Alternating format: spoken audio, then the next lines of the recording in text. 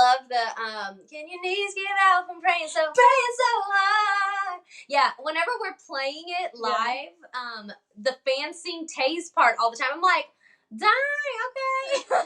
Hey, we're Maddie and Tae, and this is the hit story of our song Die From a Broken Heart. Mama, can you die from a broken heart?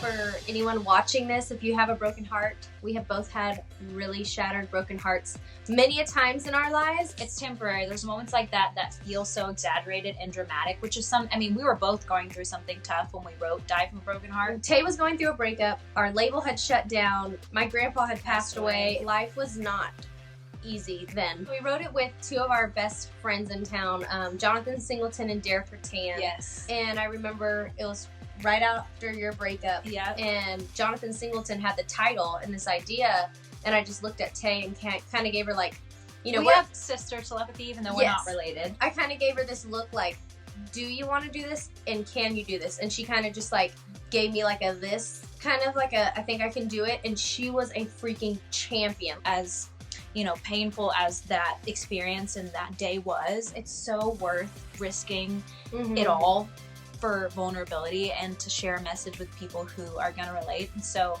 no matter how painful that was, I will do it over and over again for the connection that it made with everybody. Yeah.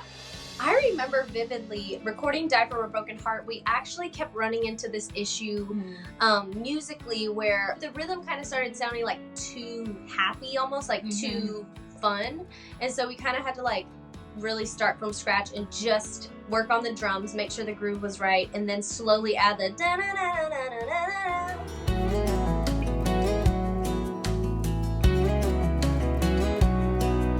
That was the moment where we were like, okay, we've got the acoustics figured out, we've got the groove, good to go. And then we were off to the races. When we cut the vocals for this song, I remember I had never really done this, but now we kind of call it a Taeism on harmonies, where I jump from the high to low. Die From a Broken Heart was the first song that I ever did that on a chorus, where I sang low in the beginning and then jumped to high at the end. And now I do it on almost every song now.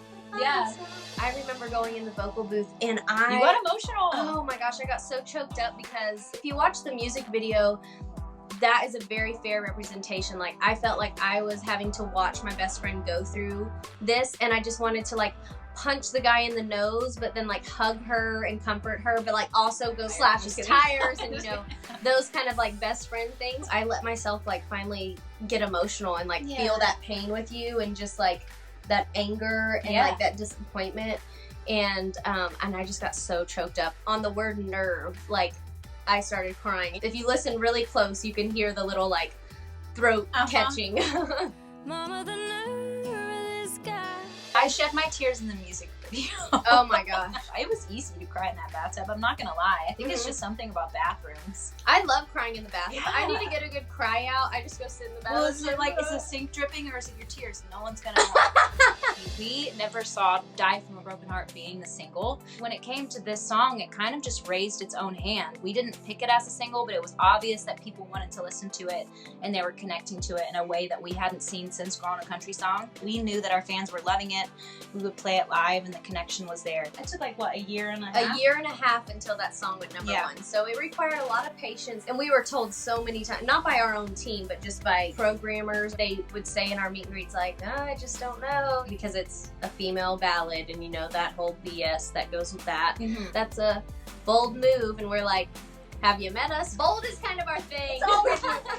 Number one songs is great and awards are fun and recognition is great, but at the end of the day, what we feel is our purpose is to just write music that people can live to.